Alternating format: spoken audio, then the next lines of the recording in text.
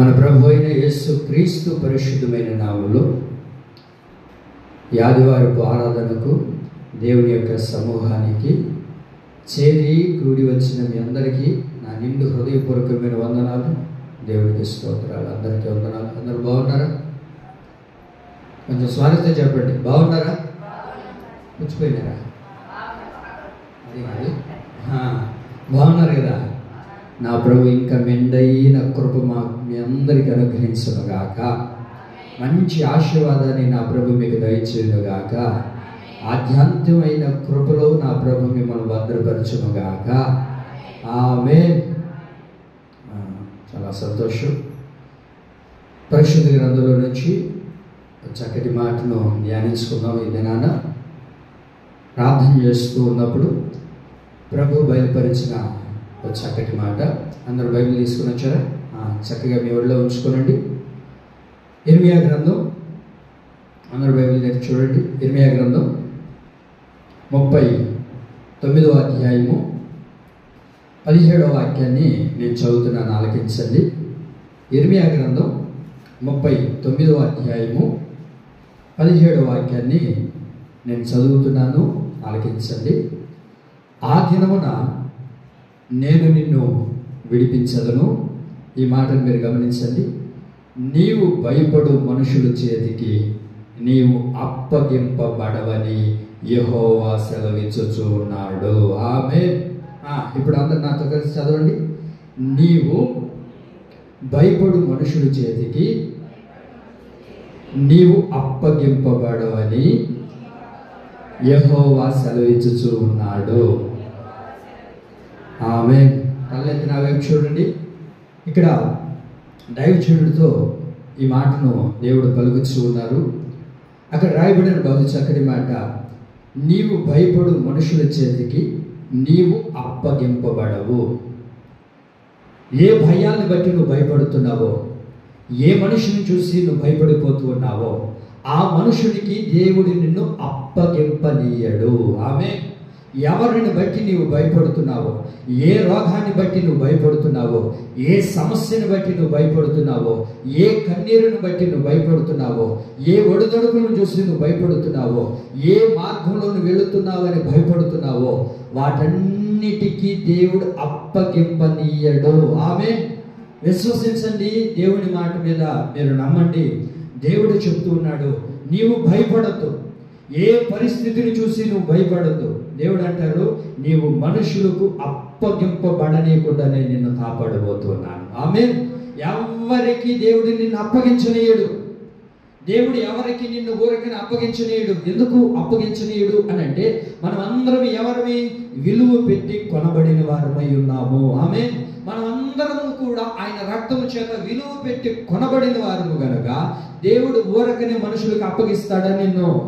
కానీ నీ పరిస్థితిని బట్టి, నీకున్న సమస్యను బట్టి, నీకు వచ్చిన అనారోగ్యాన్ని బట్టి, నీవు ఎదుర్కొంటున్న పరిస్థితులను బట్టి నువ్వేమనుకుంటున్నామంటే మనల్ని దేవుడు అప్పగించేశాడు, మన జీవితాల్ని మనుషులకు అప్పగించేసాడేమో, వారికి అప్పగించేసాడేమో దేవుడు అని నీవు భ్రమపడిపోతూ ఉన్నావు. కానీ దేవుడు ఈ ఆరాధనలో ప్రభు మనతో మాట్లాడుతున్నాడు.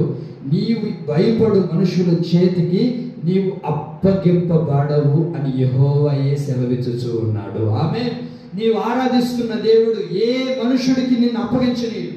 ఏ వ్యక్తులకి నిన్ను అప్పగించేటట్లుగా దేవుడు చేయడు. నువ్వు అనుకుంటున్నావు, అప్పగించబడిపోతున్నాను, నేను ఇతరుల చేతులు అప్పగించబడ్డాను, ఆ మనిషికి అప్పగించబడిపోయాను అని భ్రమపడిపోతున్నావు. నువ్వు భయపడవద్దు. దేవుడు మాట్లాడుతున్నాడు, ఏ మనుషుని చేతికి నిన్ను అప్పగించనీయకుండా నా ప్రభు ఈ దినము నుంచి నిన్ను కాపాడునుగాక. ఆమేన్. ఏ మనుషుడికి నువ్వు భయపడద్దు. ఏ వ్యక్తులు చూసి నువ్వు భయాన్ని ఆందోళన చెందొద్దు. ఎందుకయ్యా అంటే ఆ మనుషుని చేతికి దేవుడు నిన్ను అప్పగించనీయడు. నీ పరిస్థితులకి దేవుడు నిన్ను అప్పగించనీయడు. నీ రోగానికి దేవుడు అప్పగించనీయడు. నీ పరిస్థితుల్లో ఏదైనా సరే దానికి అప్పగించనీయకుండా నా దేవుడు నిన్ను కాపాడబోతూ ఉన్నాడు. ఆమేన్. అయిపోయింది అయిపోయింది అయిపోయింది. ఎత్తండి. హలో యారమచ్చా, అయిపోయిందిరా మీ యొక్క పరిస్థితి, చివరి స్టేజ్లో ఉందా చెప్పి. దేవుడు అంటారు, నీవు దేని గురించి భయపడుతున్నావో వాటి పరిస్థితులకి అప్పగింపనీయకుండా నా దేవుడు నిన్ను కాపాడబోతూ ఉన్నాడు. ఆమేన్. మనం అనుకుంటాం చేయి జారిపోయింది, వెళ్ళిపోయిందిలే, ఇంక లేదులే అని అనుకునేటప్పుడు దేవుడు ఏం చేస్తాడు తెలుసా? వాటన్నిటికీ అప్పగింపబడనీయకుండా దేవుడు నిన్ను కాపాడునుగాక. ఆమేన్. మనమే అనేక సందర్భాల్లో దేవుడిని వదిలేసి వెళ్ళిపోతూ ఉంటామండి. అనేక పరిస్థితుల్లో దేవుని మాట్లాడు, దేవునితో స్నేహం చేయం, దేవునితో మాట్లాడే అనుభవాన్ని కోల్పోతూ ఉంటాం. దేవునితో మాట్లాడడం అంటే ఏంటి? ప్రతిదినం ప్రార్థన చేయడం, ప్రతిదినం వాక్యం చదవడం. వాక్యం చదువుతున్నారా? ప్రతిదినం వాక్యం చదువుతున్నారా? బైబిల్ అంతా రోజు చదువుతున్నారా? ప్రతి అధ్యాయం చదువుకుంటూ ఉన్నారా? నా దేవుడు మిమ్మల్ని దీవించును గాక. ఏమ్మా తల్లి, బైబిల్ ఎప్పుడో చదివాను పోయా, నేను అప్పుడు యేసు ప్రభు నమ్ముకున్నానే.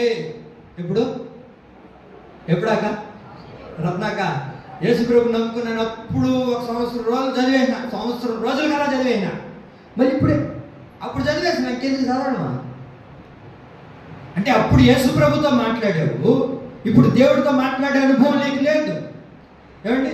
దేవుడితో నువ్వు ప్రతిదినం ప్రతిరోజు మాట్లాడే వ్యక్తిగానే నువ్వు బ్రతకాలి. ఆమేన్.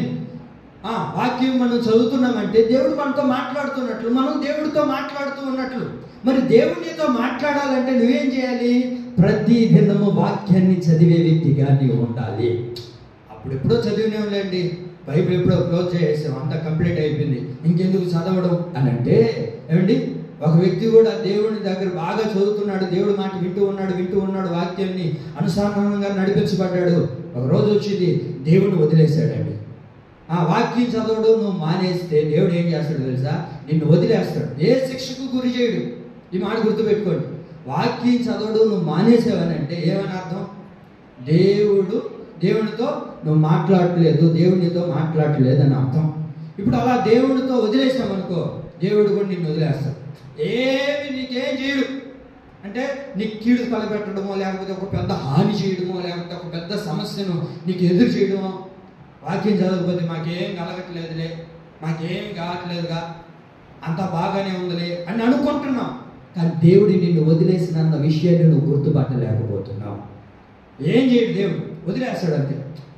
ఒక కీడు తలపెట్టడమో, లేకపోతే ఒక సమస్య తీసుకొచ్చి పెట్టడమో, ఇలాంటివి ఏవి కూడా దేవుడు చేయడు. ఏం చేస్తాడంటే వదిలేస్తాడు. వదిలేస్తే ఏమవుతుందో తెలుసా? ఏమైంది కయ్యను పరిస్థితి? కయ్యను ఏమన్నా అన్నాడు దేవుడు? చెప్పండి. ఏం అనలేదు, వదిలేశాడు. వదిలేసి ఏమైపోయింది? దేశదిమ్మరిగా మార్చబడ్డాడు. అరే, ఒక రాజస్థానాన్ని దేవుడు ఇచ్చాడు కదా, ఆ వ్యక్తి ఇప్పుడు ఏం చేశాడు? దేవుడు వదిలేశాడు, దేవుడు విడిచిపెట్టాడు. ఏమండి? వాక్యాన్ని అనుసరణంగా బ్రతకట్లేదు. ఏం చేశాడు దేవుడు? సౌలుని ఏం చేశాడు? సౌలుని దేవుడు విడిచిపెట్టాడండి. దేవుడు విడిచిపెట్టాడా? ఏదైనా హాని తలపెట్టాడండి? తలపెట్టాడా? ఏది తలపెట్టలే. వదిలేశాడు దేవుడు సౌలుని. వదిలేస్తే ఏమైపోయాడు తెలుసా అండి? చచ్చిపోయే పరిస్థితుల్లోనికి వెళ్ళిపోయాడండి. మరణం కూడా తన దగ్గరకు రాలా. ఒరే బాబు, నన్ను చంపండ్రా అని అడుక్కున్నాడు. కానీ ఎవడైనా చెప్పాడా? తన కత్తి మీద తానే పడి ఏమైపోయాడంట. అంటే ఏం చేశాడు ఇక్కడ? తనంతట తానే ప్రాణహత్య చేసుకున్నాడు. ఏమండి? తనంతట తానే మరణించుకున్నాడు. అంటే దేవుడు వదిలేస్తే చూడండి ఎంత అపాయమో. నిష్క్రియ యువతాన్ని దేవుడు ఏం చేశాడు? వదిలేశాడు, విడిచిపెట్టేశాడు. వదిలేస్తే ఏమైందో మనకు బాగా తెలుసు. ఏమైంది? ఊరు వేసుకొని చచ్చిపోయాడు. ప్రాణహాని తనకు తానే తెచ్చిపెట్టుకున్నాడు. ప్రాణహత్య చేసుకున్నాడు. నా దేవుడు పిల్లరా, మీరు ప్రతి దినం వాక్యం చదవండి. ఆ వాక్యం ద్వారా నా దేవుడు మీతో మాట్లాడను గాక. దేవుడు మాట్లాడకపోతే దేవుడు వదిలేసినట్టు మనతో, అంతే కదా. ఇంట్లో ఇద్దరు భార్యాభర్తలు ఉన్నారు. భర్త భార్యతో మాట్లాడట్లేదు అని అంటే ఏమన్నది అర్థం? భార్యను వదిలేశాడని అర్థం. ఇప్పుడు భార్యకి ఏదైనా కూరగాయలకు డబ్బులు కావాలన్నా, ఖర్చులకు డబ్బులు కావాలన్నా, కుటుంబంలో ఏదైనా పని జరగాలన్నా ఇప్పుడు ఎవరిని అడగాలి? భర్తను అడగాలి. భర్తను అడగట్లేదు అని అంటే ఈయన కూడా ఏం చేసినట్టు? వదిలేసినాడు. మీకు అర్థమైంది అనుకుంటాను. నా దేవుని ప్రియులారా, అలాగే మనం కూడా ప్రతి దినము దేవుని విడిచిపెట్టక దేవుని వాక్యాన్ని చదివే వారంగా మనం అందరము ఉందుముగాక. అయ్యా, అలా ఉంటే ఏం చేస్తాడు అని అంటే, నీవు భయపడు మనుషులకు దేవుడు నిన్ను అప్పగించనీయకుండా దేవుడు ప్రతి క్షణం నిన్ను కాపాడునుగాక. మనుషుని చేతికి నిన్ను అప్పగించనీయడు. ఏమండి, నీ పరిస్థితులకి దేవుడు నిన్ను అప్పగించనీయుడు. నీ రోగానికి దేవుడు నిన్ను అప్పగించనీయుడు. నీ పరిస్థితులకి దేవుడు నిన్ను అప్పగించనీయుడు. నీ కన్నీటికి కారణమైన ప్రతి దానికి నా దేవుడు నిన్ను అప్పగించనీయకుండా నా దేవుడే నిన్ను కాపాడునుగాక. అయితే బైబిల్ చదువుతున్నప్పుడు దేవుని బిడ్డలే కానీ వారు రాజు చేతికి అప్పగించబడ్డారంట. ఏమండి, అప్పగించబడ్డారంట, శత్రువుల చేతికి అప్పగించబడ్డారంట. ఎవరు అప్పగించబడ్డారు? దేవుని ప్రజలు శత్రువుల చేతికి అప్పగించబడ్డారు. ఎందుకు అప్పగించబడ్డారో మన బైబిల్లో చూడగలిగితే, ఎజ్రా గ్రంథం 9వ అధ్యాయము 7వ వాక్యాన్ని చూడండి.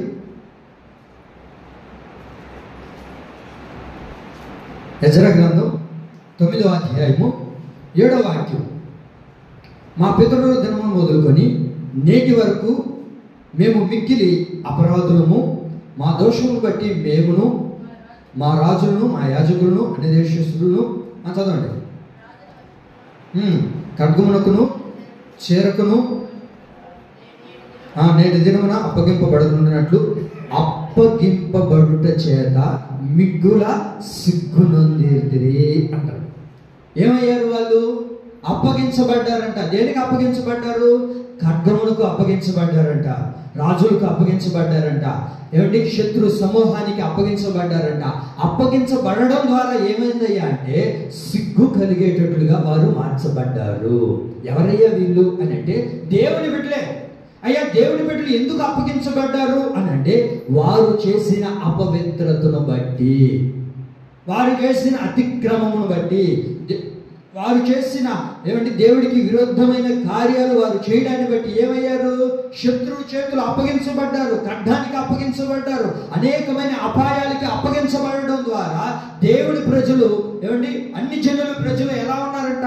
సిగ్గునుందేటట్లుగా అయిపోతూ ఉన్నారు. ఈ రోజున నీ జీవితంలో మనుషుల చేతికి అప్పగించబడుతున్నావేమో, ఇతర వాటికి అప్పగించబడిపోయి చూసే ప్రజలకు నీవు సిగ్గు పొందేటట్లుగా తల వంచుకునే పరిస్థితులకి వెళ్ళిపోతున్నావేమో. దేవుడు అంటారు, ఇంక మీదట నీ జీవితంలో కలుగుతున్న ప్రతి అపాయాలను తప్పించి, ప్రతి పాపదోషాన్ని క్షమించి, మనుషుల చేతికి నిన్ను అప్పగించలేకుండా నా దేవుడు నిన్ను కాపాడునుగాక. ఆమేన్. నిన్ను అప్పగించనీయుడు దేవుడు. ఎందుకు? ఒకవేళ అప్పగించాడు అని అంటే అది మన అపరాధమును బట్టి, మన పాపమును బట్టి, మన దోషమును బట్టి, మన అవిధేయతను బట్టి దేవుడు అప్పగించాడు. అప్పగించబడడం ద్వారా దేవుని ప్రజలు ఏమయ్యారు అని అంటే సిగ్గుపడేటట్లుగా మార్చబడ్డారని వాక్యం రాయబడింది. అయితే దేవుని ప్రియులారా, ఈ దినాన నీ జీవితంలో దేనికి చోటిచ్చావో, ఏ పాపానికి చోటిచ్చావో, ఏ అవిధేయతకు చోటిచ్చావో, ఏ అతిక్రమానికి చోటిచ్చావో దానిని నీవు విడిచిపెట్టినట్లయితే నిన్ను ఘనమైన స్థితిలో నా దేవుడు నిలబెట్టడం ప్రారంభించునుగాక. ఆమేన్. భయపడద్దు. నీవు దేనిని బట్టి భయపడుతున్నావో ఆ మనుషుని చేతికి దేవుడు నిన్ను అప్పగించనీయడు. భయం అనేది చాలా ప్రమాదకరమైనది. భయము అనేది చాలా ప్రమాదకరమైనది. కనుకనే దేవుడు అంటారు, ఏ భయాలకు నువ్వు భయపడుతున్నావో ఆ మనుషుని చేతికి నా దేవుడు నిన్ను అప్పగించనయ్యడు. భక్తుడు ఇలా అంటాడు. అయ్యా చదవండి, యోబు గ్రంథం 3వ అధ్యాయము, యోబు గ్రంథం 3వ అధ్యాయము 25వ వాక్యం. దేని గురించి భయపడుతున్నాడు? భయం అనేది ఎంత ప్రమాదకరమో చూడండి. యోబు గ్రంథం 3:25. ఏది వచ్చునని నేను బహుగా భయపడుతునో అది నాకు సంభవించును. దేని గురించి భయపడ్డాడో యోబు, దేని గురించి బాధపడ్డాడో యోబు, దేనికి అప్పగించబడతానో అని అనుకున్నాడో దానికే తన జీవితంలో కలిగినట్లుగా, అదే తన జీవితంలో సంభవించినట్లుగా అక్కడ రాయబడి ఉంది. అయితే ఈ భయం అనేది అంత ప్రమాదకరమైనది, అంత ప్రమాదకరమైనది. కనుక నేను భయపడొద్దు. ఏ భయాలను చూసి నువ్వు భయపడుతున్నావో, ఏ భయానికి నువ్వు అప్పగించబడతానని నువ్వు ఆలోచన చేస్తున్నావో, ఏ భయానికైతే నువ్వు లొంగిపోయావో, ఏ భయము చేత నువ్వు కృంగిపోయావో, ఏ భయము చేత నువ్వు నిరసిల్లిపోయావో, ఏ భయము చేత కన్నీరు కారుస్తున్నావో నాకు తెలియదు. కానీ మనం ఆరాధిస్తున్న దేవుడు ఈ ఆదివారం మనతో మాట్లాడుతూ ఉన్నారు. నువ్వు భయపడిపోవద్దు. మనుషుని చేతికి నిన్ను అప్పగించనీయకుండా దేవుడే మనల్ని కాపాడునుగాక. ఏది వచ్చునని భయపడ్డాడో అదే తన జీవితంలో సంభవించింది. భయం అనేది చాలా ప్రమాదకరమైనది. భయం అనేది ఒక జీవితాన్ని నాశనం చేస్తుంది. భయం అనేది ఒక జీవితాన్ని పాడు చేస్తుంది. భయం అనేది ఒక జీవితంలో తనను కృంగిపోయేటట్లుగా, మరణానికి దారి తీసేటట్లుగా చేస్తుంది. కనుకనే దేవుడు ఈ ఆదివారం దినాన దేవుడు మనతో మాట్లాడుతున్నాడు. నీవు భయపడు మనుషుల చేతికి చెప్పాలి అప్పగించనీయడు. ఆమేన్. ఏ మనిషిని చూసి నువ్వు భయపడుతున్నావో, ఏ నాయకుడిని చూసి నువ్వు భయపడుతున్నావో, ఏ ఉద్యోగంలో ఉన్న వారిని చూసి నువ్వు భయపడుతున్నావో నాకు తెలియదు. కానీ యేసు ప్రభువు వారి దినాన మాట్లాడుతూ ఉన్నారు, వారి చేతికి నిన్ను అప్పగించనీయడు. ఆమేన్. వారి చేతికి దేవుడు నిన్ను అప్పగించనీయడండి. వారి చేతిలోనికి వెళ్ళిపోయామని అనుకుంటావే కానీ వారి చేతిలో పడనీయకుండా నా దేవుడు నిన్ను కాపాడునుగాక. ఆమేన్. దేవుడు మనల్ని ఎవరికి అప్పగించనీయడు. ఒక 3 అంశాలు చెప్పి నేను ముగిస్తాను. దేవుడు ఎవరి చేతిలోనికి మనల్ని అప్పగించనీయడు.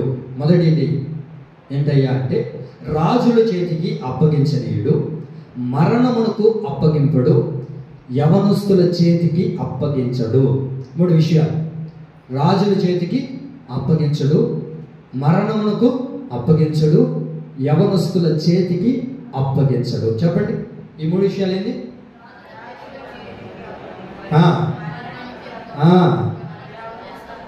యవనస్తుల చేతికి అప్పగించనీయడు. మొదటి మాట చదువుకుందాం.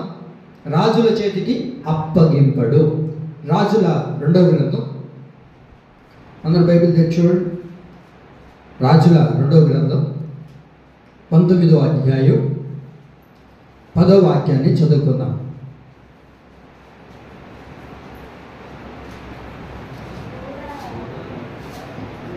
రాజుల 2వ గ్రంథం 19వ అధ్యాయము 10వ వాక్యం. యూదా రాజుకు హిజ్కియాతో ఇలాగ చెప్పుడి, యెరూషలేము అషూరు రాజు చేతికి అప్పగింపబడదని చెప్పి నీవు నమ్ముకొని ఉన్న నీ దేవుని చేత మోసపోకుము. చాలు. మొదటి మాట, ఎవరికి అప్పగించనీయుడు? ఆయన రాజుల చేతికి అప్పగించనీయడు. హిజ్కియాతో దేవుడు మాట్లాడుతూ ఉన్నాడు ఒక దేవదూతను పంపించి, ఇదిగో అషూరు రాజు ఏదో లేచి వస్తూ ఉన్నాడు. అషూరు రాజు ఏదో తెగబడి వస్తూ ఉన్నాడు. యెరూషలేమును పట్టుకోవాలని, యెరూషలేములో తాను నివాసం చేయాలని, యెరూషలేములో తాను నిలబడాలని ఏదో వస్తున్నాడు. యెరూషలేమును పట్టుకోవాలని. అయితే అషూరు రాజు చేతికి యెరూషలేమును అప్పగింపనీయడు. ఆమేన్. యెరూషలేము అనగా దేవుని యొక్క ప్రార్థనా మందిరం. యెరూషలేము అనగా దేవుని యొక్క ప్రార్థనా మందిరం, దేవుని యొక్క స్థలము, దేవుడు నివసించే స్థలము. అయితే దేవుడు అంటారు ఇక్కడ, యెరూషలేమును ఎవరికి అప్పగించనీయడంట? అషూరు రాజు చేతికి అప్పగింపబడనీయడు. ఇదిగో నిన్ను నీవు నమ్ముకొని ఏదో చెయ్యాలని దండెత్తి వస్తూ ఉన్నావేమో, నిన్ను నీవు నమ్ముకొని యెరూషలేమును పాడు చేయాలని, యెరూషలేముని నీ స్వాధీనం చేసుకోవాలని, యెరూషలేమును నీ స్వదేశంలో ఉంచుకోవాలని నువ్వు భ్రమపడిపోతూ ఉన్నావేమో. నిన్ను నీవు నమ్ముకొని దేవుని చేతిలో మోసపోవద్దు. మనల్ని మనం నమ్ముకొని, కొన్నిసార్లు మనల్ని మనం నమ్ముకొని ఏం చేస్తుంటాం? దేవుని చేతిలో మోసపోతా ఉంటాం. అయితే నిన్ను నీవు నమ్ముకొని దేవుని చేతిలో మోసపోవద్దు. అషూరు రాజు యెరూషలేము నీ చేతికి అప్పగింపబడనీయకుండా నా దేవుడు కాపాడునుగాక. ఆమేన్. రాజుల చేతికి అప్పగించనీయుడు. ఎవరిని? యెరూషలేముని, అంటే దేవుని మందిరాన్ని. దేవుని మందిరం అంటే ఎవరు చెప్పడమా? హృదయమే దేవుని ఆలయమై ఉన్నది. మనమే దేవుడికి ఆలయమై ఉన్నాం. మనల్ని దేవుడు ఏమిటి రాజుల చేతికి అప్పగింపబడనీయడు. ఆమేన్. అప్పగించనీయుడు దేవుడు. యెరూషలేముని దేవుడు రాజుల చేతికి అప్పగిస్తాడా? ఏమండి వారి చేతులోనికి వెళ్ళిపోయేటట్లుగా చేస్తాడా? చేయడండి. అలా కృంగిపోతూ ఏమైపోతుందో తెలియని పరిస్థితుల్లో ఉన్న హిజ్కియాతో దేవుడు మాట్లాడుతూ ఉన్నాడు. అంటాడు, అయ్యా యెరూషలేము అషూరు రాజు చేతికి అప్పగింపబడదు. ఎవరికి అప్పగింపబడదు? రాజు చేతికి అప్పగించబడదు. అప్పగించనీయుడండి. ఇంతకీ ఈ రాజు ఎవరు? ఈ రాజులు ఎక్కడి నుంచి లేచారు అని బైబిల్లో మనం క్షుణ్ణంగా పరిశీలించి చేయగలిగితే, రాజుల్ని దేవుడు ఎన్నుకోలేదండి. మీరు ఈ మాటలు వినాలి. రాజుల్ని దేవుడు కావాలని తీసుకొని రాలేదు. రాజుల్ని ఏ రోజు కూడా దేవుడు కోరుకున్నవాడు కాదు. అయ్యా దేవుడు ఎవరు కోరుకున్నారు అని అంటే, దేవుడు ఎప్పుడు కూడా నాయకులను కోరుకున్నాడు. దేవుడు ఎప్పుడు కూడా ప్రవక్తలను కోరుకునేవాడు. దేవుడు ఎప్పుడు కూడా యాజకుల్ని కోరుకున్నాడే కానీ రాజుల్ని కోరుకున్నట్లుగా బైబిల్లో లేదు. మరి ఎవరిని కోరుకున్నాడు దేవుడు అని అంటే, యాజకుల్ని చెప్పాలి. యాజకుల్ని, నాయకుల్ని, ప్రవక్తల్ని దేవుడు కోరుకున్నాడే కానీ రాజుల్ని కోరుకోలేదు. ప్రారంభం నుంచి మీరు చూడండి. మీరు ప్రారంభం నుంచి పరిశీలన చేయండి. బైబిల్లో ఎక్కడైనా రాజుని దేవుడు కోరుకున్నట్లుగా ఉందా? లేదు. అయితే ఎవరు కోరుకున్నారు? ఈ రాజులు ఎక్కడి నుంచి పుట్టుకొని వచ్చారు అని అంటే బైబిల్లో మీరు చూడగలుగుతారు. సమూయేలు మొదటి గ్రంథం. అయ్యా రాజుని ఎవరు కోరుకున్నారయ్యా మరి అని అంటే బైబిల్లోనే మనం చూద్దాం. సమూయేలు మొదటి గ్రంథం 8వ అధ్యాయము 10వ వాక్యాన్ని చూడండి. ఎవరు కోరుకుంటున్నారు ఇక్కడ? చదువుతారు మీరు అక్కడ. జయం తల్లి మీరు చదవండి. జయం తల్లి చదవండి. రాజును అడిగిన జనులకు యెహోవా మాటలన్నీ వినిపించెను. ఎవరు అడిగారు? చూడండి, తల్లెత్తి నా వైపు చూడండి. రాజుని ఎవరు అడిగారు చెప్పాలి. అయ్యా మాకొక రాజు కావాలి అని దేవుని ఎవరు కోరుకున్నారంట?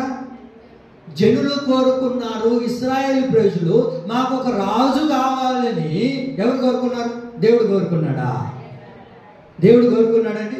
దేవుడు కోరుకోలేదు. ప్రజలు అడుగుతున్నారు, అయ్యా మాకు ఒక రాజు కావాలి, మాకొక రాజు కావాలి అని వారు అడిగినప్పుడు దేవుడు ఏం చేశాడు? వాడు అడిగితే దేవుడు ఏం చేశాడండి? ఆ రాజుని ఇచ్చాడు. నువ్వు ఏది అడిగినా దేవుడు నీకు ఇస్తాడు. నువ్వేది అడిగినా దేవుడు నీకు ఇస్తాడు. నువ్వు ఏది కావాలని దేవుడిని అడుగుతావో అవన్నీ అనుగ్రహించే దేవుడు. అందుకే వాక్యం ఏమంటుంది? అడుగు ప్రతి వానికి దేవుడు అనుగ్రహిస్తాడు అంటున్నాడు కదా దేవుడు. మరి అలాగే ఇశ్రాయేలు ప్రజలు కూడా ఏమడుగుతున్నారయ్యా అంటే, అయ్యా మాకు ఒక రాజు కావాలి, మాకొక రాజు కావాలి, ఎట్లాగైనా నువ్వు చెయ్యి, ఏమైనా చెయ్యి, మాకు సంబంధం లేదు, కానీ మాకంటూ ఒక రాజు కావాలి. సరే బాబు, రాజుని అడిగారు, మీకు రాజుని ఇస్తాడు. అయితే ఆ రాజుని ఇచ్చినప్పుడు ఆ రాజు ఏం చేస్తాడో ఆ పరిస్థితులు కూడా మీకు తెలియజేస్తా. కాబట్టి దానిని వినండి. వినిన తర్వాత మీకు రాజు కావాలో వద్దో మీరే నిర్ణయం చేసుకోండి అని దేవుడు అక్కడ మాట్లాడతారు. చదువుతారా మాటను? అక్కడే చదవండి. 11వ వాక్యం. ఇలాగ చెప్పి మిమ్మల్ని ఏలబాబు రాజు ఎట్టివాడగునో అతడు మీ కుమారులను పట్టుకొని. చాలు, ఈ ఒక్క మాట మీకు వివరిస్తాను. ఆ తర్వాత అధ్యాయం మీరు ఇంటికి వెళ్ళిన తర్వాత చదువుకోండి. రాజు వస్తే ఏం జరుగుతుందో, ఎలాంటి పరిస్థితులు అవుతాయో అక్కడంతా రాయబడి ఉంటుంది. అయితే అందులో నుంచి నేను ఒక్క మాట చెప్పాలని ఆశపడుతున్నాను. అదేంటంటే, అతడు మిమ్మల్ని ఏలబాబు రాజు ఏం చేస్తాడయ్యా అంటే, అతడు మీ కుమారులను పట్టుకొని. చెప్పండి, ఎవరిని పట్టుకుంటాడు ఈ రాజు? ఎవరిని పట్టుకుంటాడు ఈ రాజు? కుమారులను పట్టుకుంటాడు. అయ్యా కుమారులు ఎవరు అని అంటే కీర్తనలో ఏమని రాయబడింది? 127వ కీర్తన 3వ వాక్యం. అది కూడా చదవాలా? 127వ కీర్తన 3వ వాక్యంలో ఏమనుంది? కుమారులు యెహోవా అనుగ్రహించు స్వాస్థ్యమై ఉంది. అయ్యా ఈ రాజు ఎవరిని పట్టుకుంటాడు? ఏ కుమారుని పట్టుకుంటాడు అని అంటే ఏమండి, ఎవరిని పట్టుకుంటున్నాడో తెలుసా? స్వాస్థ్యాన్ని పట్టుకుంటున్నాడు.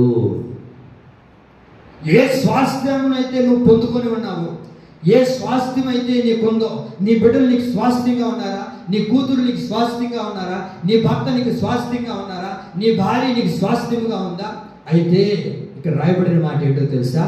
ఆ రాజు ఏం చేస్తున్నాడట? స్వాస్థ్యాన్ని పట్టుకుంటాడు గనుకనే రాజు చేతికి నిన్ను అప్పగించనీయడు. ఆమె నీకు అర్థమైంది అనుకుంటున్నాను. అర్థమైందా? ఎవరికి అప్పగించనీయుడు దేవుడు? రాజుల చేతికి అప్పగించనీయుడు. ఎందుకయ్యా రాజుల చేతికి అప్పగించనీయుడు అని అంటే, రాజు వచ్చాడు అనుకో, ఎవరిని పట్టుకుంటాడు? కుమారులు అనబడుతున్న స్వాస్థ్యాన్ని పట్టుకుంటాడు గనక ఈ రాజుల చేతికి దేవుడు నిన్ను అప్పగించనీయడు. ఏ స్వాస్థ్యాన్ని అయితే నువ్వు పొందుకొని ఉన్నావో, నీ ఇల్లే నీకు స్వాస్థ్యంగా ఉందేమో, నీ బిడ్డలే నీకు స్వాస్థ్యంగా ఉన్నారేమో, ఏమండి నీ ఆస్తి నీకు స్వాస్థ్యంగా ఉందేమో. అయితే దేవుడు అంటారు ఈ దినాన, ఆ స్వాస్థ్యాన్ని రాజుల చేతికి అప్పగింపబడనీయకుండా నా ప్రభు కాపాడునుగాక. కొంతమందికి చూడండి, ఉద్యోగం చేసే వాళ్ళకి రిటైర్డ్ అయితే ఏం ఇస్తారు చెప్పండమ్మా? పింఛన్ ఇస్తారా? ఇచ్చిన తర్వాత ఎంత ఇస్తారు? ఒక 10,000 లేకపోతే ఒక 20,000 ఎంతో కొంత ఇస్తారు. ఇచ్చిన తర్వాత ఆ స్వాస్థ్యాన్ని, ఏమండి ఆ స్వాస్థ్యం అనబడుతున్నా మనకు అదేగా, ఏది ఇస్తే అదేగా మన జీవన శైలి. అయితే ఇచ్చిన దాన్ని మనం వ్యర్థం చేసుకోకూడదు. ఏమండి ఇచ్చిన 20,000 రూపాయలు ఇచ్చారనుకో, ఆ 20,000 ఏమైపోతుంది? రెండో రోజు అడిగి చూడండి, ఏమైపోయింది?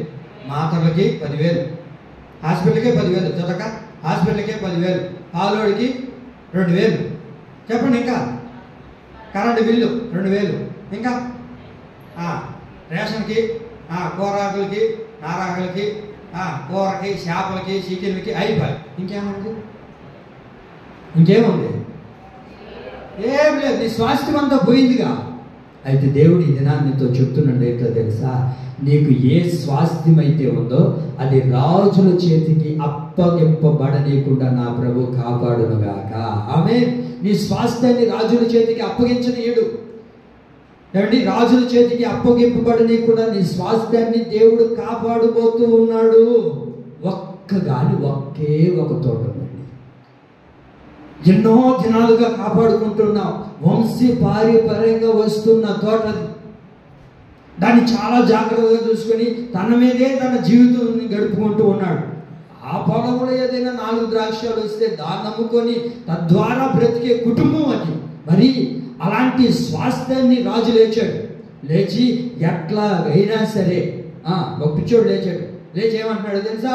ఆ స్వాస్థ్యాన్ని లాక్కోవాలి, ఆ స్వాస్థ్యం నాదైపోవాలి, అది నా చేతికి రావాలి అని చెప్పాడండి. అని ఆలోచన చేశాడు, ఏదేదో ప్లాన్ చేశారు. మొత్తానికి ఆ స్వాస్థ్యం కలిగిన వాడిని చంపేశారు. ఏమండి అప్పుడప్పుడు మన జీవితంలో కూడా మనకున్నది ఇంకా అయిపోయింది, ఇది చివరి స్టేజ్లోకి వెళ్ళిపోయింది, ఇంక వాళ్ళ చేతికి అప్పగించబడిపోతున్నాము, శత్రువు చేతికి అప్పగించబడిపోతున్నాము అనేటట్లుగానే ఉంటుంది. కానీ దేవుడు దాన్ని అప్పగించనీయడు. అప్పగించాడా? వెళ్ళాడు రాజు. ఆ స్వాస్థ్యం ఏంది? ఆ ద్రాక్ష తోటను లాక్కోవాలి, ఆ ద్రాక్ష తోటను నేను స్వాధీనం చేసుకోవాలి అని లేచి వెళ్తూ ఉంటే దేవుడు వరకునే ఉంటాడా? ఏమండి ఒకటి నీ స్వాస్థ్యాన్ని లాక్కుంటూ ఉంటే నీ ఇరుగు పొరుగు వారికి అమ్మకుండొచ్చేమో, కానీ నీవు ఆరాధిస్తున్న దేవుడు మాత్రం ఓరకనే కూర్చొని ఉండే దేవుడు కాదు ఆయన. ఏమండి నువ్వు ఆరాధిస్తున్న దేవుడు శిలా విగ్రహం కాదాయన. నువ్వు ఆరాధిస్తున్న దేవుడు నీకేదైనా అన్యాయం జరుగుతుంది, నిన్నెవరైనా పట్టుకుంటున్నారు, నీ స్వాస్థ్యాన్ని లాక్కుంటున్నారు అని అంటే దేవుడు లేచి నీ కొరకు యుద్ధం చేయబోతూ ఉన్నాడు. ఆమె చదవండి మీరు ఆ మాటను. రాజుల మొదటి గ్రంథం 21వ అధ్యాయము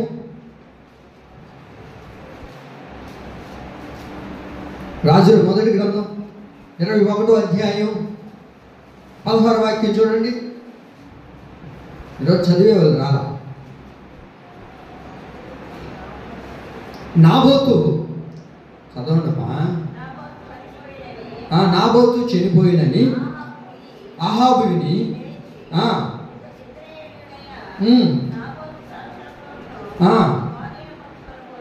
స్వాధీనపరుచుకున్నాడా, స్వాధీనపరచకపోయాడా?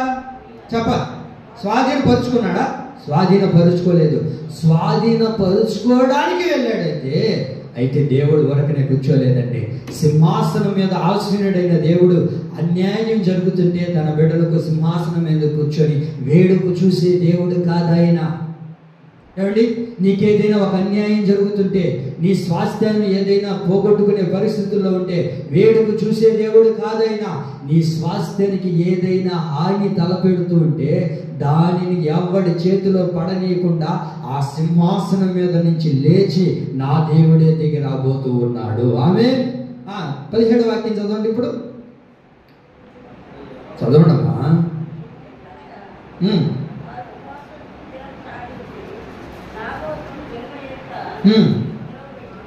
ఆ 19వ వాక్యాన్ని మీరు చదవగలిగితే, ఆ స్వాధీనపరుచుకున్న వాళ్ళని నీవు నాబోతును చంపితివి కదా, యెహోవా సెలవిచ్చినదేమనగా, ఏ స్థలమందు కుక్కలు నాబోతు రక్తమును నాకెనో అదే స్థలమందు కుక్కలు నీ రక్తమును నిజముగా, అబద్ధంగానా చెప్పండి, ఏంటంట, నిజముగా ఎక్కడైతే నా బిడ్డను నువ్వు చంపేవో, వాడి స్వాస్థ్యాన్ని లాక్కోవాలనుకున్నావో అదే స్థలములో కుక్కలు నీ రక్తం నాకేటట్లుగా చేస్తానని దేవుడు పలుకుతూ ఉన్నాడు.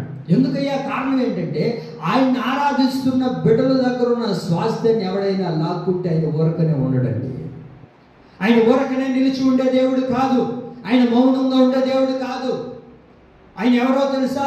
ఏ రాజు చేతికి నీ స్వాస్థ్యం అప్పగింపబడనీయకుండా ఆయనే దిగి రాబోతూ ఉన్నాడు. ఆమె ఆల్మోస్ట్ చంపేస్తారు అక్కడ ఆ వ్యక్తిని.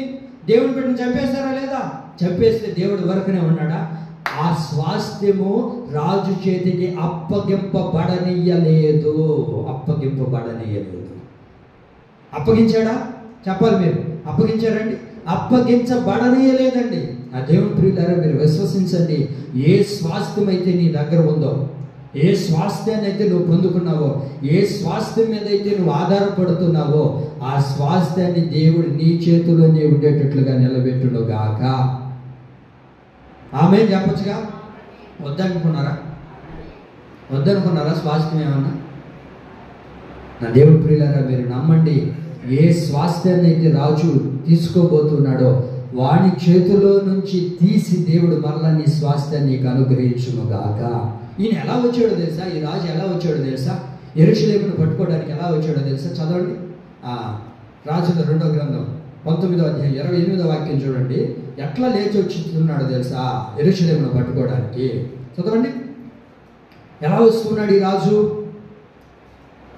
నా మీద నీవు 1000 రంకెలను నీవు వేసిన కలహమును నా చేతులు, చదవనమా, నా చెవుల్లో చొచ్చును కనుక నా గాలమును నీ ముక్కుకు తగిలించదును. ఆ తర్వాత నా కళ్ళెమును నీ నోటిలో పెట్టి నిన్ను మళ్ళించదును. నీవు వచ్చిన మార్గముననే నిన్ను మళ్ళించదను. ఆమె ఎలా వచ్చాడు? ఆ యెరూషలేమును పట్టుకోవడానికి ఎలా వచ్చాడో తెలుసా అండి? రంకిలేస్తూ వచ్చాడంట. ఎలా వచ్చాడంటక? దేవుని ప్రియులారా, మీరు వినండి. ఎలా వస్తున్నాడు తెలుసా ఈ వ్యక్తి? ఈ రాజు యెరూషలేమును పట్టుకోవడానికి రంకిలేస్తూ వస్తూ ఉన్నాడంట. రంకిలేస్తూ, ఏమండి, లేస్తూ, ఇంక యెరూషలేము నాదే, ఏమండి, ఈ యెరూషలేముని నేను స్వాధీనపరుచుకోబోతున్నానని రంకిలేసుకుంటూ పరుగులెత్తుకుంటూ వస్తూ ఉంటే దేవుడు మాట్లాడుతున్నాడు. రే బాబు, నువ్వు రంకెలేసుకొని ఏదో ఎగబడి నువ్వేదో స్వాధీనం చేసుకోవాలని, ఇది నీదేనని నువ్వు పైపెచ్చుతూ వస్తూ ఉన్నావేమో. అయితే దేవుడు మాట్లాడుతున్నాడు, ఏ గ్యాలాన్నైతే నువ్వు వేసావో అదే గ్యాలం ఏమైందంటే నాకు వెళ్ళి నచ్చిన మాట. అదే గ్యాలం ఏమవుతుందో తెలుసా? మరలా వాడు ముక్కుకే తగులుకునేటట్లుగా చేయబోతున్నాడు దేవుడు. కొడదాం చప్పట్లు గట్టిగా. దేవుడికి మహిమ కలుగును గాక. ఏ గ్యాలాన్నైతే వాడు వేశాడో ఇప్పుడు ఆ గ్యాలం ఏమైంది చెప్పండి అక్క. ఆ గ్యాలం ఏమవుతుందో తెలుసా? మరలా వాడి ముక్కుకే తగులుకునేటట్లుగా దేవుడు చేస్తున్నాడు. ఏంటి? ఏ గ్యాలము చేత అయితే నిన్ను శత్రువు పట్టుకోవాలనుకుంటున్నాడు, ఏ గ్యాలము చేతనైతే నిన్ను బంధించాలనుకుంటున్నాడు, ఏ గ్యాలము చేత అయితే నిన్ను అప్పగించుకోవాలనుకుంటున్నాడో మరలా వాడి గ్యాలం వాడికే తగులుకునేటట్లుగా దేవుడు చేయబోతున్నాడు. ఆమె నువ్వు భయపడద్దు, దిగులు చెందొద్దు. చాలామంది నా మీద గాలాలు వేస్తున్నారండి, నన్నేదో పట్టుకోవాలని, నన్నేదో పాడు చేయాలని, నా బిడ్డను నాశనం చేయాలని, నా బిడ్డను పాడు చేయాలని ఏ గాలానైతే శత్రువు వేస్తూ ఉన్నాడో మరలా అదే గాలం ఏమైపోతుంది, వాడికే రివర్స్ అయిపోతుంది.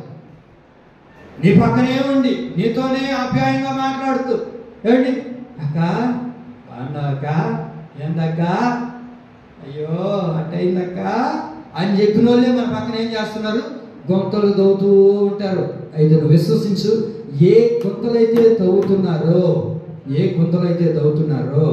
అదే గాలములో వాడే పడేటట్లుగా దేవుడు చేయబోతున్నాడు. నువ్వు భయపడిపోవద్దు, విస్మయం పొందొద్దు, దిగులు చెందొద్దు. దేవుడు మాట్లాడుతున్నాడు. ఏ గాలాన్ని అయితే వాడు వేశాడో ఎక్కడ చిక్కుందంట, వాడు ముక్కుకి మరలా అదే గాలం వెళ్ళిందంట.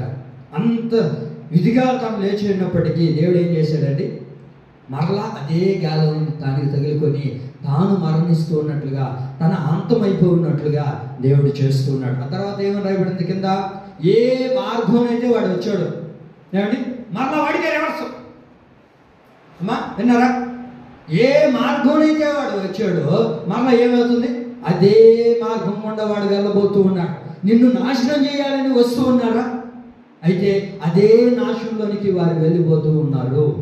నిన్ను పాడు చేయాలని వస్తూ ఉన్నారా, నిన్ను ఇబ్బంది పెట్టాలని లేచారా, ఏమంటే నీ జీవితాన్ని పతనం చేయాలని లేస్తూ ఉన్నారా, అదే స్థితిలోనికి వారు వెళ్ళిపోయేటట్లుగా దేవుడు చేస్తాడండి. యెరూషలేమును పట్టనీయుడు దేవుడు, యెరూషలేమును అప్పగించేటట్లుగా దేవుడు చేయనీయుడు. ఏమండి నీ మీదకి రివ్వును లేస్తూ, ఏమంటే నిన్నేదో చేయాలని, నిన్నేదో భయపెట్టాలని, లేకపోతే నీ మీద ఏదో పెత్తనం చెల్లించాలనో, లేకపోతే నిన్నేదో చేయాలని ఒకవేళ మనుషులు లేచేమో కానీ లేచిన వారి స్థితిలోనికి మళ్ళా వారు వెళ్ళిపోయేటట్లుగానే దేవుడు చేయబోతున్నాడు. నీకు అర్థమైంది అనుకుంటున్నాను అనుకున్నారు. అయిపోయింది, చాప్టర్ క్లోజ్, జీవితం ఇప్పుడు ఇంతటితో ముగించబడిపోయింది అని అనుకున్నారు.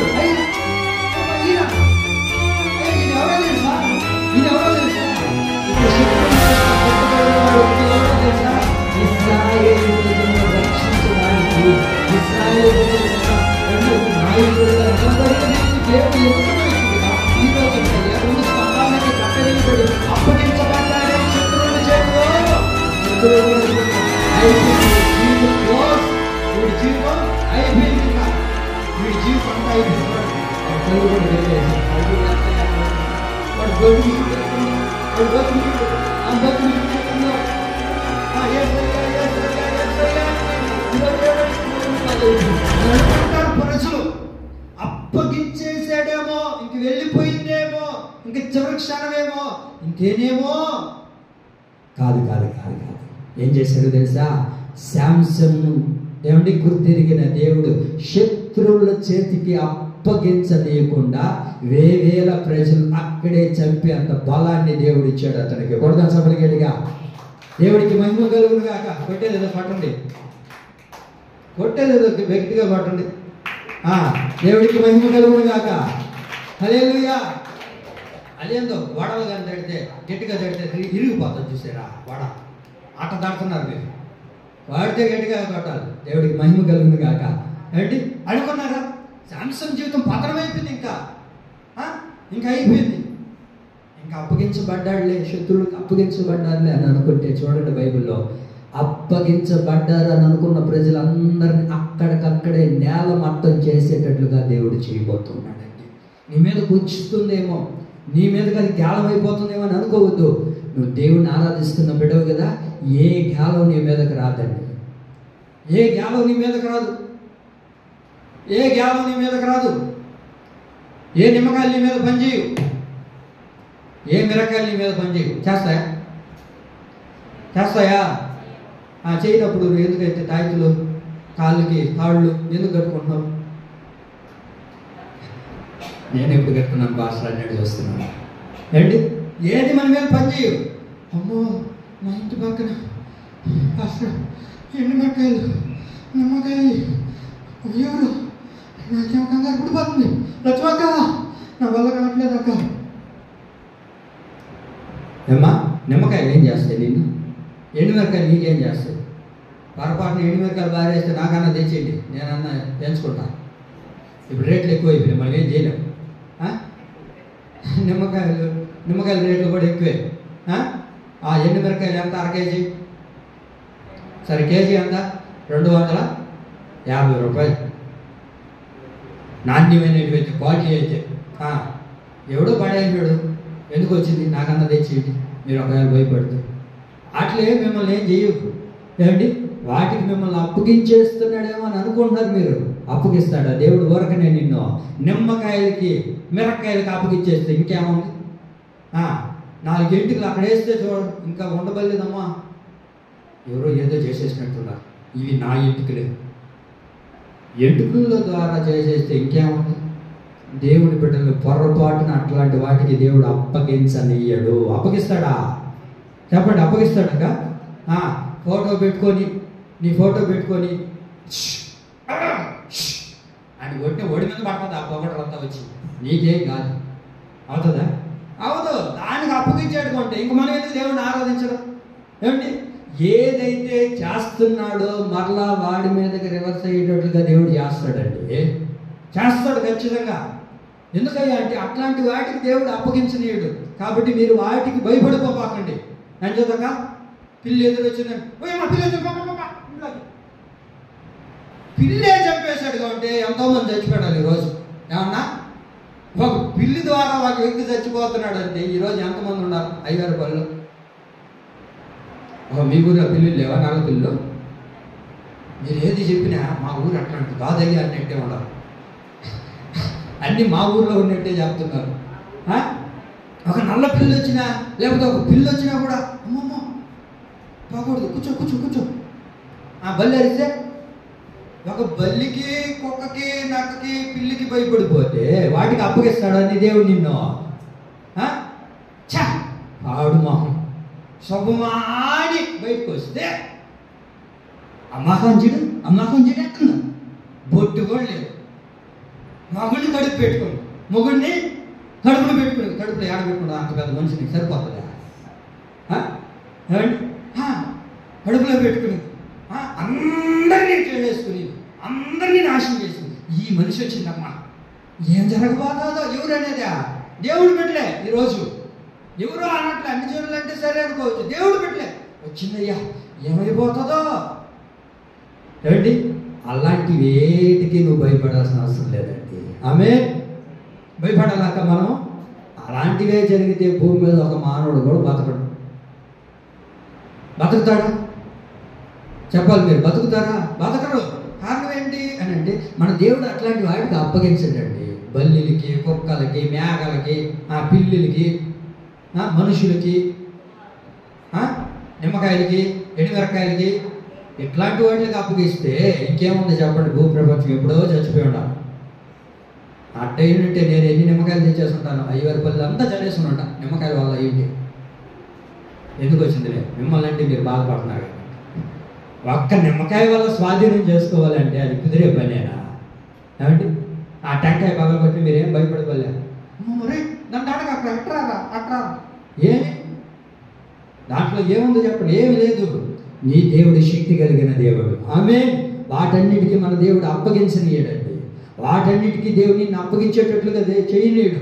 నీ స్వాస్థ్యము నీ దగ్గర ఉండేటట్లుగా నా ప్రభు స్థిరపరచునుగాక. శాంసన్, ఏమయ్యా, ఫిలిష్తీయుల చేతికి అప్పగించబడ్డావువా? నీ జీవితం అయిపోయిందంటే అయిపోలేదయ్యా. శత్రు సమూహాన్ని పతనం చేసేటట్లుగా ముగింపులో నా దేవుడు నాకు అంతటి బలాన్ని ఇచ్చాడు. ఆమె మొదటిగా ఏం చెప్పుకున్నాం? మొదటి మాట ఏంటి? రాజుల చేతికి అప్పగించడు అంటే స్వాస్థ్యమును రాజుల చేతికి అప్పగించనయ్యాడు. రెండో మాట ఏంటి?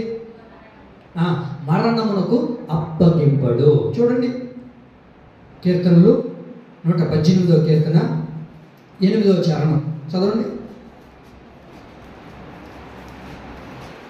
ఏందో చదివే వాళ్ళు రాకపోతే, చదివే వాళ్ళే లేరు ప్రభా మా ప్రార్థన మందిరంలో. చదివే వాళ్ళు నువ్వు యేసయ్యా.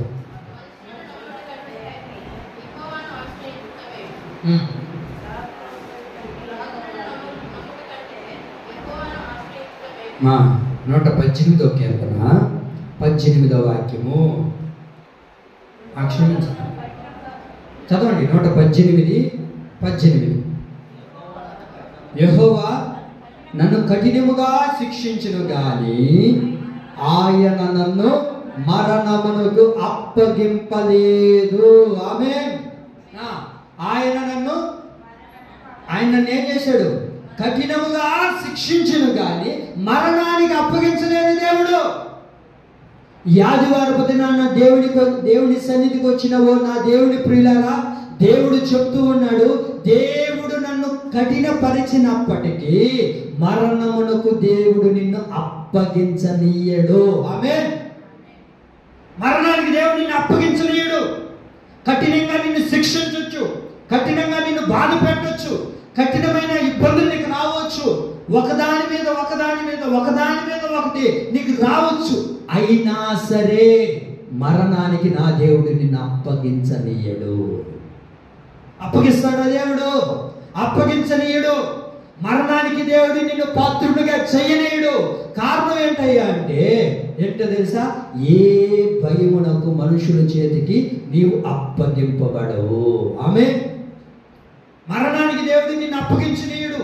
కఠినమైన బాధ నీ జీవితంలో కలగచ్చు, కఠినమైన శోధన నీ జీవితంలో కలగచ్చు, బాధ వెంబడి బాధ, కఠినమైన శోధనలు, కఠినమైన శ్రమలు నీ జీవితంలో ఎదురైనప్పటికీ దేవుడు నిన్ను ఏం చేయలేడు?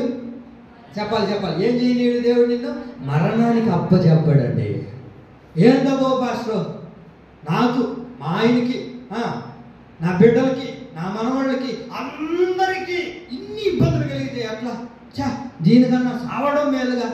దేవుడు నిన్ను అప్పగిస్తాడు అనుకున్నావా చావుకి? ఏమండి భక్తుడు ఏమంటాడు అక్కడ? ఏమంటున్నాడు?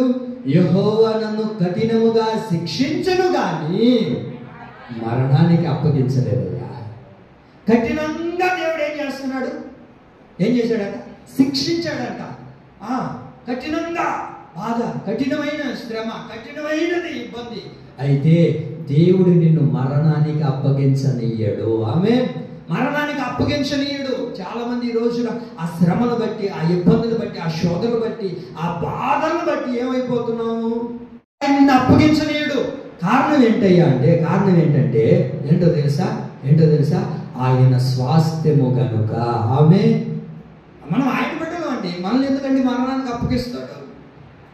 మీరు చూడండి, మనం పుట్టాలి అంటే, మనం పుట్టడానికి ఎన్నో లక్షల కోట్ల అణువులను దేవుడు చంపేశాడండి. అవునా కదా? ఎన్నో కోట్ల అణువులు వస్తే అందులో ఎన్నో చెడిపోతే ఒక్క అణువి నీవు. ఏమండి? అవునా కదండి? మరి అలాగ దేవుడు నిన్ను భూమి మీదకు తీసుకొని వస్తే నిన్ను చంపడానికే దేవుడు భూమి మీదకు తీసుకొని వచ్చింది.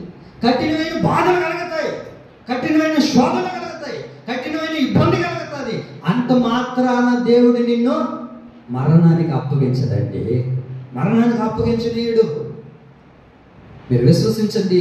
యాకోబు అంటున్నాడు, అయ్యా నన్ను దేవుడు మరణానికి అప్పగిస్తాడేమో, నన్ను చంపేదానికి అప్పగిస్తాడేమో. భయపడద్దు, ఏ మరణము కూడా నిన్ను అప్పగించనీయకుండా దేవుడు కాపాడుతాడు. ఆమె దేవుడు మరణానికి అప్పగించనీయుడు. ఓ భక్తుడు అన్నాడు, భూమి మీద అంటండి అతని వంటి యథార్థవంతుడు మరొకడు లేడంట. భూమి మీద అతని వంటి ఎవడు లేడు యథార్థవంతుడు. అంతటి యథార్థవంతుడు, అంతటి భయభక్తులు కలిగిన వాడు, అంత నిష్ట కలిగిన వాడు, అంతగా దేవుని యందు నడిపించబడిన వాడు, యథార్థవంతుడు, న్యాయవంతుడు, భక్తి కలిగిన వాడు. అతని వంటి వాడు ఎవడు కూడా ఊజు దేశమందు దేవుడికి కనబడలేదు. కనబడ్డాడు? అతని వంటి వాడు ఎవడూ లేడంట. మరి అలాంటి వాడికి ఏం కలిగింది? ఒక గొప్ప శోధన కలిగింది. దేవుడు అంటారు, రైట్ పో, ఏ శ్రమలు పెట్టుకోకు, పో. వాడు ఇల్లు తీసేస్తావు, వాడు ఆస్తి తీసుకో, వాడు బిడ్డలు తీసుకో, ఏం చేయాలనుకున్నావు చేసుకో. అయ్యా ఇంకా నువ్వు అతనికి గంచి వేస్తున్నావు, తీసేసాను, గో ఇదిగో శరీరం కావాలా, తీసుకో. ఏదైనా అప్పగించాడే గాని తన మరణానికి అప్పగించలేదు యోబుని. ఆమె అన్నిటికీ అప్పగించాడు దేవుడు. కారణం ఏంటి కారణం? ఊజు దేశంలో తన వంటి యథార్థవంతుడు, న్యాయవంతుడు, భయభక్తులు కలిగిన వాడు లేడు. కాబట్టి సాతానుగాడు వాడి మీదే టార్గెట్ చేశాడు. నీ వంటి యథార్థత, నీ వంటి భక్తి, నీ వంటి భయభక్తులు కలిగిన వాడు భూమి మీద ఎవ్వరూ లేరని సాతానుగాడు నీ దగ్గరికే వస్తాడు. ఎందుకో తెలుసా అండి? నిన్ను మరణానికి తీసుకొని పోవాలని. కానీ నా దేవుడు నిన్ను మరణానికి అప్పగించనీయడు. ఆమేన్. మరణానికి అప్పగించనీయడండి. ఎన్నో శ్రమలు కలిగే యోబుకి, ఎన్నో ఇబ్బందులు, శరీరంలో కూడా రోగం. అయితే దేవుడు మరణానికి ఇచ్చాడా? యోబుని అప్పగించలేదు. ఆమేన్. ముగ్గురు రాజులు బయలుదేరారండి. ముగ్గురు రాజులు బయలుదేరారు. ఇందుకా దేవుడు మమ్మల్ని తీసుకొని వచ్చింది? ఇందుకా మా జీవితాన్ని పతనం చేయడానికా, మా జీవితాన్ని నాశనం చేయడానికి అని ఒక ముగ్గురు రాజులు లేచారు. ముగ్గురు రాజులు లేచి అంటారు, ఏమండి, మోయాబు చేతికి అప్పగించడానికే దేవుడు మమ్మల్ని ఇక్కడికి తీసుకొని వచ్చింది. మోయాబు చేతులకి అప్పగించడానికే దేవుడు మమ్మల్ని ఇక్కడికి తోడుకొని వచ్చింది. ఇదే మా జీవితం, ఇంకేమైపోతుందో అని ఈ ముగ్గురు రాజులు భయపడిపోతూ ఉన్నారంట. మరణానికి అప్పగిస్తారేమోనని. నేను అదే చెప్పానుగా, అయిపోయింది, ఇంకా చివరి క్షణం, చేతులు దాటిపోతున్నాయి అనుకునే సందర్భంలో దేవుడు నిన్ను అప్పగించనీయుడు. చదవండి రాజులు 2వ గ్రంథం 3వ అధ్యాయం 10వ వాక్యంలో ఆ ముగ్గురు రాజులు కనబడతారు. ఇక్కడ ముగ్గురు రాజులు మాట్లాడుతున్న మాటలు మీరు చూడండి. రాజులు 2వ గ్రంథం 3వ అధ్యాయం 10వ వాక్యం 11 నుంచి చూడగలిగితే 10 నుంచి చదవండి. 9 నుంచి 9లో కూడా రాయబడుతుంది. 9 చదవండి. ఇశ్రాయేల్ రాజును, యూదా రాజును, ఎదోము రాజును బయలుదేరి, ఆ తర్వాత 10 చదవండి. ఇప్పుడు ముగ్గురు రాజులు బయలుదేరారా? ఈ ముగ్గురు రాజులు బయలుదేరి 10వ వాక్యంలో ఇశ్రాయేల్ రాజు ముగ్గురు రాజులమైన మనలను మోయాబు చేతికి అప్పగింపవలెనని యెహోవా మనను పిలిచిన. దేవుడు అందుకే పిలిచింది. మోయాబు చేతులకి దేవుడు నిన్ను అప్పగించనీయుడు. మరణానికి దేవుడు నిన్ను అప్పగించడానికి పిలవలేదు దేవుడు మందిరానికి.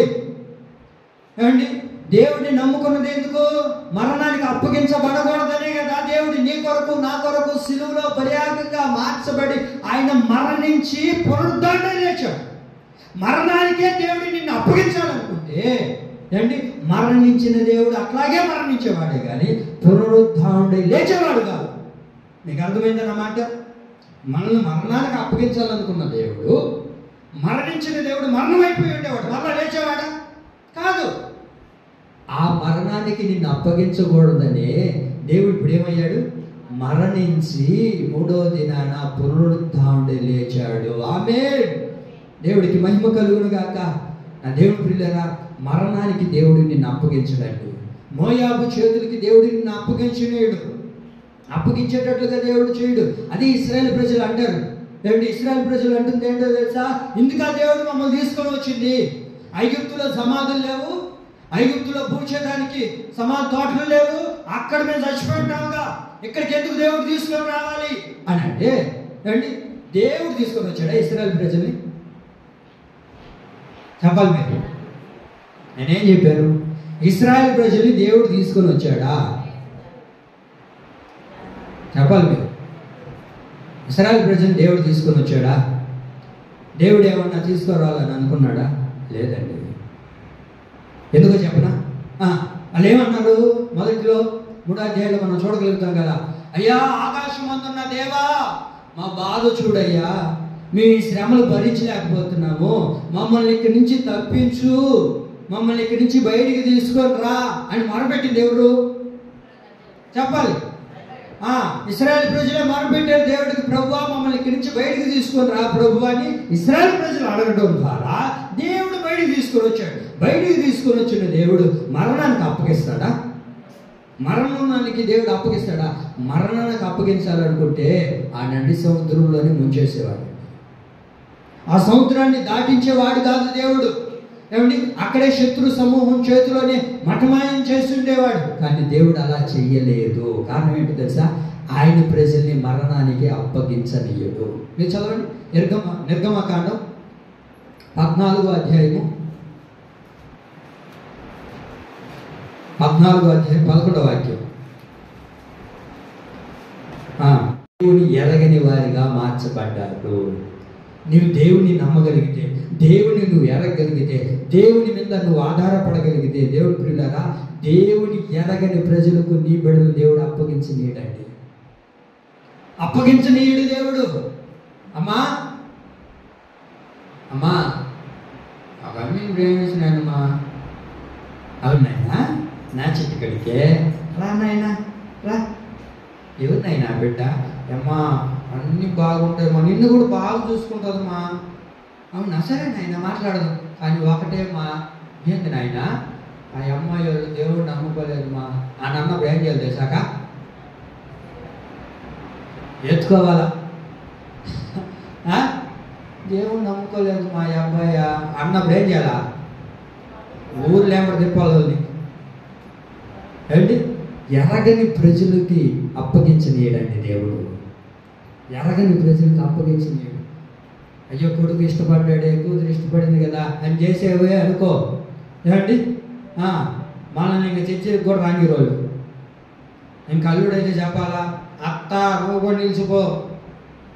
అమ్మ ఎరగని ప్రజలకి దేవుడు నిన్ను నీ బిడ్డలను అప్పగించలేడండి. రూతుని ఎందుకు అప్పగించలేదో తెలుసా?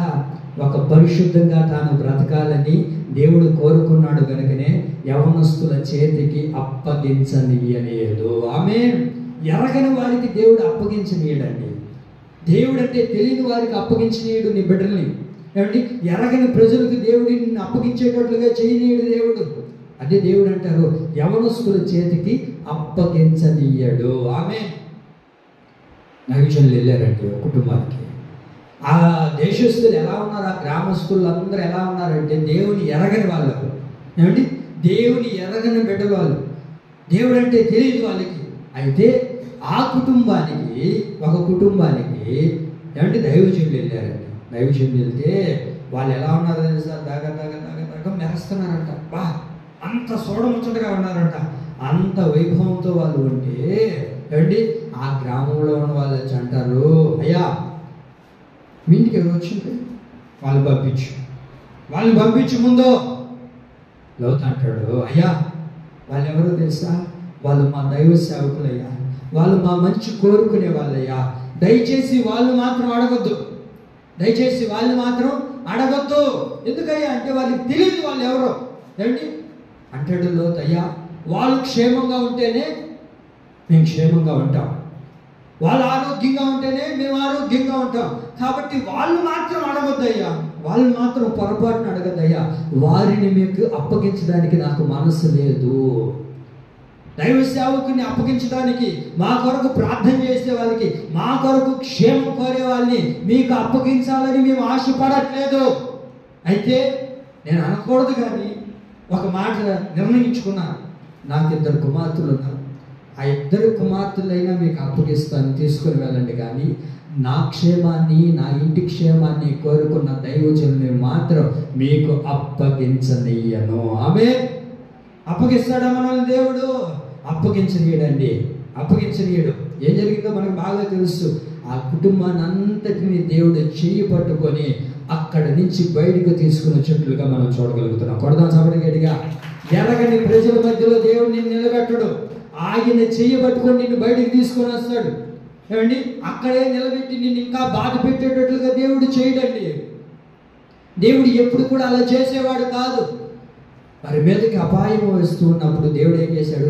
అక్కడి నుంచి బయటకు తీసుకుని వచ్చి ఆ పట్టణపు ప్రజలందరినీ అగ్నిగుండములతో కాల్చివేసినట్లుగా మనం బైబిల్లో చూడగలుగుతున్నాం. నా దేవుడు ఈ ఆదివారం దినాన్ని నీతో మాట్లాడుతున్నాడు.